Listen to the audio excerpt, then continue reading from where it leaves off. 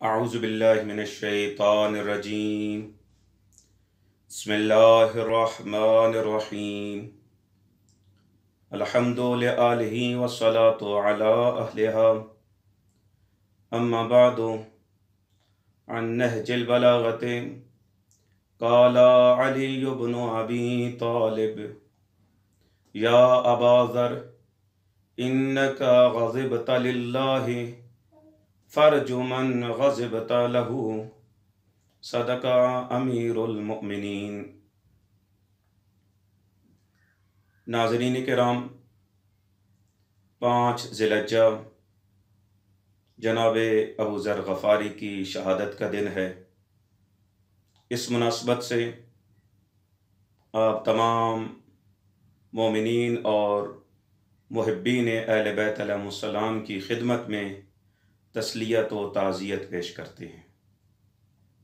जनाब अबू ज़र ग़फ़ारी ज़हूर इस्लाम से 20 साल पहले मुतवल्लिद हुए। मुअर्रिख़ीन ने कहा है कि जनाब अबू ज़र लंबे कद, गंदमी रंगत, नहीफ जिस्म, सफ़ेद बाल और दाढ़ी के मालिक थे। आपके असली नाम में इख्तिलाफ पाया जाता है और तारीख़ कुतुब में मुख्तलिफ़ नाम ज़िक्र हुए हैं, लेकिन अल इस्तिआब में जुंदुम बिन जनादा ज़्यादा राइज और सही करार दिया गया है। जो कुछ मनाबे में ज़िक्र हुआ है उसके मुताबिक आपका ज़र नामी एक बेटा था और उसी वजह से आपकी कुनियत अबू ज़र थी और इसी कुनियत से अक्सर व बेशतर पहचाने जाते हैं। और आपकी ज़ौजा को भी उम्मे ज़र कहा गया। अबू ज़र इस्लाम से पहले एक खुदा को मानते थे और हज़रत पैगम्बर की बेसत से 3 साल पहले भी खुदा की इबादत करते थे। इब्न अबी बगदादी कहता है कि जनाब अबू ज़र जाहिलियत के ज़माने में भी शराब और इस्लाम को हराम समझते थे। ज़हूर इस्लाम के बाद रसूल अकरम सल्लल्लाहु अलैहि वसल्लम पर पहले ईमान लाने वालों में से थे। रवायत में है कि खुद अबू ज़र ग़फ़ारी फरमाते हैं कि मैं इस्लाम लाने वालों में से चौथा फ़र्द था। मैं हज़रत पैगम्बर अकरम सल्लल्लाहु अलैहि वसल्लम के पास आया और कहा, जैसा कि इस्लाम में राइज है कि सबसे पहले जो ये कलमे इस्लाम में कही हैं तो जनाब अबू ज़र हैं, और उन्होंने फरमाया कि अस्सलामु अलैका या रसूल अल्लाह। फिर कहा कि मैं गवाही देता हूँ कि अल्लाह के सिवा कोई माबूद नहीं, मुहम्मद उसका बंदा और भेजा हुआ पैगम्बर है। फिर आप सल्लल्लाहु अलैहि वसल्लम के चेहरे पर खुशी और मुसर्रत देखी गई। एक दफ़ा एक सवाल के जवाब में पैगम्बर अकरम सल्लल्लाहु अलैहि वसल्लम ने फरमाया था, अकरम बिका या अबा ज़र इन्नका मिन्ना अहलल बैत। मरहबा ए अबू ज़र, तुम हम अहले बैत में से हो। एक दूसरी जगह पर नबी अकरम सल्लल्लाहु अलैहि वसल्लम उनके बारे में फरमाते हैं, मा अज़ल्लतिल हज़रा वला अकल्लतिल ग़दरा अस्तको लहजतिन मिन अबी ज़र। अबू ज़र से ज़्यादा सच्चे आदमी पर ना आसमान का साया पड़ा है और ना ही ज़मीन ने किसी ऐसे शख्स को अपने अंदर जगह दी है। सच्चे तरीन शख्स जनाब अबू ज़र ग़फ़ारी। नबी अकरम सल्लल्लाहु अलैहि वसल्लम जनाब अबू ज़र ग़फ़ारी के ज़ुहद तक़वा के बारे में फरमाते हैं, अबू ज़र फ़ी उम्मती शबीह ईसा इब्न मरियम फ़ी ज़ुहदिही। नबी अकरम सल्लल्लाहु अलैहि वसल्लम फरमाते हैं कि अबू ज़र ज़ुहद व इनकिसारी में हज़रत ईसा की शबी हैं। या अली अल जन्नतु तश्ताक़ु इलैका व इला अम्मार व सलमान व अबी ज़र वल मिक़दाद। इस रवायत के मुताबिक जनाब अबू ज़र का शुमार उन अफराद में होता है कि जिनकी दीदार की मुश्ताक खुद जन्नत है। अमीर अलैहिस्सलातु वस्सलाम से अबू ज़र ग़फ़ारी के बारे में सवाल किया गया तो अमीर कायनात ने फरमाया, जनाब अबू ज़र के पास एक ऐसा इल्म है जिससे लोग महरूम हैं। वह ऐसे इल्म से मुस्तफ़ीद हो रहा है जो कभी कम नहीं होता। इमाम मोहम्मद बाक़िर अलैहिस्सलातु वस्सलाम फरमाते हैं कि रसूल खुदा के बाद सब लोग इमाम अली को छोड़ गए। آپ کا انکار کیا سوائے 3 لوگوں کے، سلمان، ابو ذر اور مقداد۔ سوال کیا گیا کہ جناب عمار، تو امام نے فرمایا جناب عمار بھی آپ علیہ السلام کو چھوڑا لیکن دوبارہ آپ کی جانب واپس پلٹ گئے۔ شیخ مفید علیہ الرحمہ امام موسیٰ کاظم علیہ السلام سے حدیث نقل کرتے ہیں کہ قیامت کے دن ایک ندا آئے گی کہ کہاں ہے رسول خدا کے وہ حواری جنہوں نے عہد نہیں توڑا تھا، تو اس وقت سلمان، مقداد اور ابو ذر اپنی جگہ سے اٹھیں گے۔ امام جعفر صادق علیہ السلام ابو ذر کی عبادت کے بارے میں فرماتے ہیں کہ جناب ابو ذر کی بیشتر عبادت غور و تفکر اور عبرت حاصل کرنا تھا۔ جناب ابو ذر غفاری خدا کے خوف سے اس قدر روئے کہ آنکھیں زخمی ہو گئیں۔ امام جعفر صادق علیہ السلام فرماتے ہیں کہ ابو ذر کہتے ہیں کہ مجھے 3 چیزیں ایسی ملی ہیں جنہیں لوگ ناپسند کرتے ہیں، لیکن میں ابو ذر غفاری ان کو پسند کرتا ہوں: موت، غربت اور بیماری۔ امام جعفر صادق علیہ السلام اپنی گفتگو کو جاری رکھتے ہوئے فرمایا ابو ذر کا مطلب یہ ہے خدا کی اطاعت میں موت اس زندگی سے بہتر ہے جس میں خدا کی معصیت ہو، خدا کی اطاعت میں بیماری اس صحت سے بہتر ہے جس میں خدا کی نافرمانی ہو، اور خدا کی اطاعت میں غربت اس امیری سے بہتر ہے جس میں خدا کی معصیت ہو۔ شیعان حیدر قرار کی کتابوں میں جناب سلمان، مقداد اور عمار کے ساتھ ابو ذر غفاری کو اسلام میں موجود 4 ارکان میں سے ایک رکن قرار دیا گیا ہے۔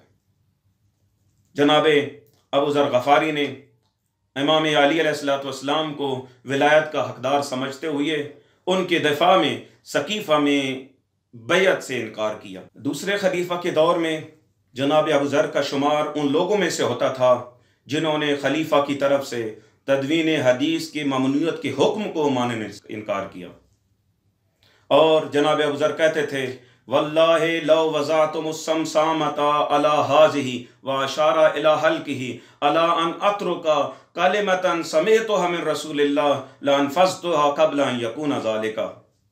خدا کی قسم میری گردن پر تلوار رکھیں اور کہیں کہ میں ابو ذر پیغمبر اکرم کی حدیث نقل نہ کروں تو میں اپنی زبان کٹوانے کو رسول کی احادیث بیان نہ کرنے پر ترجیح دوں گا۔ احادیث نقل کرنے کی وجہ سے خلیفہ دوم کے زمانے میں جناب ابو ذر غفاری دوسرے چند افراد کے ساتھ زندان میں رہے۔ بہرکیف جناب ابو ذر غفاری اس حقانیت کے بیان کرنے کی وجہ سے 2 دفعہ جلا وطنی کی زندگی گزاری ہے، ایک دفعہ شام میں اور دوسری دفعہ ربضہ میں گئے ہیں۔ جناب ابن ابی الحدید کہتا ہے کہ خلیفہ سوم کی طرف سے مروان بن حکم اور دوسرے چند لوگوں کو بیت المال سے مال دینے اور اس پر ابو ذر کی مخالفت اور احتجاج باعث بنا کہ جناب ابو ذر غفاری کو شام جلا وطن کیا گیا۔ ابن ابی الحدید کا کہنا ہے کہ ابو ذر غفاری گلی کوچوں میں علنی طور پر اعتراض کرتے تھے، اسی وجہ سے خلیفہ سوم نے انہیں مدینہ سے شام جلا وطن کر دیا۔ جناب ابو ذر غفاری شام میں حاکم شام کے کاموں پر اعتراض کرتے تھے، اور ایک دن حاکم شام نے 300 دینار جناب ابو ذر غفاری کے لیے بھیجے، تو جناب ابو ذر غفاری نے دینار لینے والے سے کہا، دیکھیں 2 جملے بہت ہی قیمتی جملے، کہ جناب ابو ذر غفاری فرماتے ہیں کہ اگر یہ بیت المال سے میرا اس سال کا حصہ ہے جو ابھی تک نہیں دیا گیا تو میں اسے رکھ لیتا ہوں، لیکن اگر یہ ہدیہ ہے تو اس کی مجھے کوئی ضرورت نہیں ہے، اور اسے پھر واپس کر دیا۔ جب معاویہ نے دمشق میں قصر خضرا بنایا تو ابو ذر غفاری نے کہا، اے معاویہ، اگر اس قصر کو بیت المال کے پیسے سے بنایا ہے تو خیانت ہے، اگر اپنے پیسوں سے بنایا ہے تو اسراف ہے۔ اس طرح سے ہمیشہ حاکم شام سے کہتے تھے، خدا کی قسم تم نے ایسے کام انجام دیے ہیں جنہیں میں نہیں جانتا، خدا کی قسم ایسے کام نہ تو اللہ کی کتاب میں ہیں اور نہ ہی پیغمبر اکرم کی سنت میں ایسے حق کو دیکھ رہا ہوں جو بھجا جا رہا ہے، اور ایسے باطل کو دیکھ رہا ہوں جو زندہ ہو رہا ہے، سچ کو دیکھ رہا ہوں جسے جھٹلایا جا رہا ہے۔ جناب ابو ذر کی انہی باتوں کی وجہ سے ایک دن حاکم شام نے ان کی گرفتاری کا حکم دیا اور انہیں جناب ابو ذر غفاری کو اللہ اور اس کے رسول کا دشمن ٹھہرایا۔ جناب ابو ذر غفاری نے جواب دیا، نہ تو میں اللہ کا دشمن ہوں اور نہ اس کے رسول کا دشمن ہوں، تم بہتر جانتے ہو کہ اللہ اور رسول کا دشمن کون ہے۔ اور رسول خدا نے کسے پیٹ نہ بھرنے کی بد دعا کی تھی، یہ سن کر حاکم شام نے ابو ذر کو جیل بھیجنے کا حکم دیا۔ مورخین نے لکھا ہے کہ جناب ابو ذر شام میں لوگوں کو پیغمبر اکرم اور اہل بیت کے فضائل بیان کرنے کی تلقین فرماتے تھے، اس لیے حاکم شام نے لوگوں کو اس کی محفل میں شرکت کرنے سے منع کر دیا تھا، اور حاکم شام نے خلیفہ سوم کو خط لکھ کر ابو ذر کے کاموں سے آگاہ کیا، تو اور خلیفہ سوم کے جواب ملنے کے بعد ابو ذر کو مدینہ کی جانب روانہ کر دیا۔ یہ پہلی جلا وطنی تھی جو شام سے پھر مدینہ میں تشریف لاتے ہیں، خلیفہ سوم سے ملاقات کی اور خلیفہ سوم کی طرف سے دیے گئے دینار کو قبول نہیں کیا، اور خلیفہ سوم سے ابو ذر برداشت نہ ہوئے اور بدترین حالت میں ربضہ کی طرف جلا وطن کر دیا۔ ابو ذر اور خلیفہ سوم کے درمیان ان کی گفتگو اور ربضہ کی جلا وطنی کی تفصیل بہت ساری تاریخی کتب میں ذکر ہوئی ہے۔ خلیفہ سوم نے جناب ابو ذر کو ربضہ بھیجتے وقت حکم دیا کہ کوئی ان کی ہمراہی نہ کرے، اور مروان بن حکم کو حکم دیا کہ وہ ابو ذر کو مدینہ سے خارج کرے۔ اس طریقے سے وہ مدینہ سے نکلے کہ کسی نے ان کے ساتھ جانے کی جرت نہ کی۔ ایسے میں علی علیہ السلام اپنے بھائی عقیل اور امام حسن اور امام حسین اور عمر یاسر نے ان سے خداحافظی کے لیے آئے اور انہیں الوداع کیا۔ جناب امیر علیہ السلام نے جناب ابو ذر غفاری کو الوداع کہتے ہوئے چند جملے کہے کہ جو چند جملے نہج البلاغہ میں نقل ہوئے ہیں، یہ نہج البلاغہ میں جناب مفتی جعفر حسین آل اللہ مقامہ کے نسخے میں 128 نمبر خطبہ ہے۔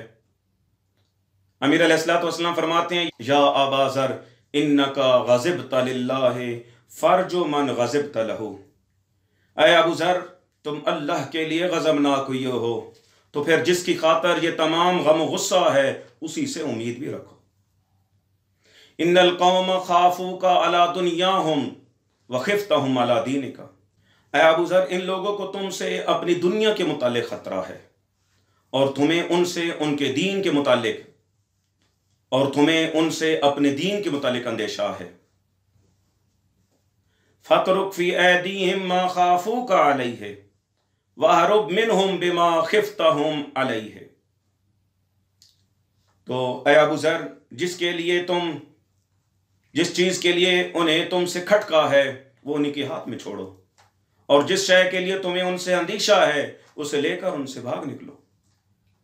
فَمَا أَحْوَجَهُمْ إِلَى مَا مَنَعْتَهُمْ وَمَا أَغْنَاكَ عَمَّا مَنَعُوكَ، اور جس چیز سے تم انہیں معروم کر کے جا رہے ہو کاش کہ وہ اسے سمجھتے کہ وہ اس کے کتنے حاجت مند ہیں، اور جس چیز کو انہوں نے تم سے روک لیا ہے اس سے تم بہت ہی بے نیاز ہو۔ وَسَتَعْلَمُ مَنِ الرَّابِحُ غَدًا وَالْأَكْثَرُ حُسَّادًا، اور ان قریب تم اے ابو ذر جلد ہی تم جان لوگے کہ کل فائدے میں رہنے والا کون ہے اور کس پر حسد کرنے والے زیادہ ہیں۔ وَلَوْ أَنَّ السَّمَاوَاتِ وَالْأَرْضِينَ كَانَتَا عَلَىٰ عَبْدٍ رَتْقًا ثُمَّ اتَّقَى اللَّهَ لَجَعَلَ اللَّهُ لَهُ مِنْهُمَا مَخْرَجًا، اگر یہ آسمان و زمین کسی بندے پر بند پڑے ہوں اور وہ اللہ سے ڈرے اور تقوی الہی اختیار کرے تو اس کے لیے زمین و آسمان کی راہیں کھول دی جائیں گی۔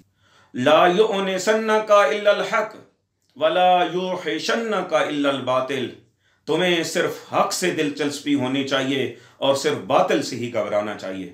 وَلَوْ قَبِلْتَ دُنْيَاهُمْ لَأَحَبُّوكَ وَلَوْ قَرَضْتَ مِنْهَا لَأَمَّنُوكَ، اگر تم ان کی دنیا قبول کر لیتے تو وہ تمہارے چاہنے لگتے، اگر تم اس میں کوئی اپنا حصہ مقرر کروا لیتے تو وہ تم سے مطمئن ہو جاتے اور تمہیں امن دیتے۔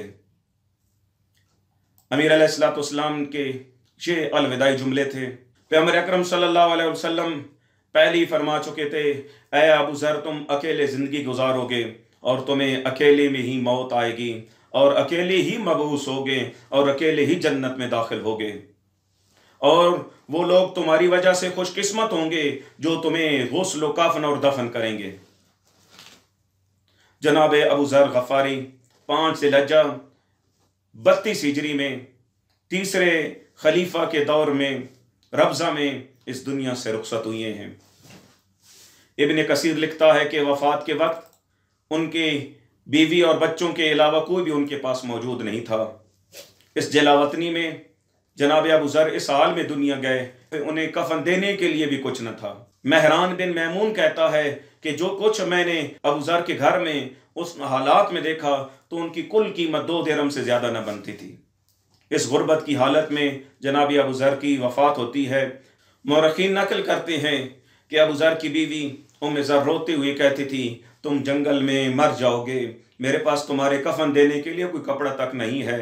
تو جناب ابو ذر کہتے تھے، تم رونا مت، جب میں مروں گا تو تم رونا مت، بلکہ تم خوش رہو، کیونکہ ایک دن رسول خدا نے لوگوں کے درمیان جامع موجود تھا اور فرمایا تھا کہ تم میں سے ایک فرد، ان چند افراد ہم بیٹھے ہوئے تھے، کہ تم میں سے ایک فرد جنگل میں اس دنیا سے جائے گا اور مومنین کی ایک جماعت اسے دفن کرے گی۔ اب وہ تمام لوگ جو اس وقت محفل میں میرے ہمراہ تھے، وہ تمام کے تمام شہر میں اور تمام لوگوں کے سامنے اس دنیا سے رخصت ہوئے ہیں، اور اس سے معلوم ہوتا ہے جو کچھ پیغمبر اکرم صلی اللہ علیہ وسلم نے فرمایا تھا وہ مجھ ابو ذر کے بارے میں فرمایا تھا۔ پھر اس کے بعد جناب عبداللہ بن مسعود اور ان کے چند ساتھیوں کا وہاں سے گزر ہوا، جن میں جناب مالک اشتر تھے، حجر بن ادبر تھے، جناب اور انصار کے کچھ دوسرے جوان تھے، اور جلیل القدر صحابی جناب حذیفہ بن یمانی بھی موجود تھے۔ ان تمام افراد نے جناب ابو ذر غفاری کو غسل اور کفن دیا، اور جناب عبداللہ بن مسعود نے نماز جنازہ پڑھائی، اور تمام کے تمام مورخین نے کہا ہے کہ جناب ابو ذر غفاری کی قبر ربضہ کے مقام میں ہے۔ خداوند منان ہمیں جناب ابو ذر غفاری کی طرح اہل بیت علیہم الصلوۃ والسلام محمد و آل محمد کے فضائل بیان کرنے، ان کی سیرت کو سمجھنے اور اس پر عمل کرنے کی توفیق عطا فرمائے۔ والسلام علیکم ورحمۃ اللہ وبرکاتہ۔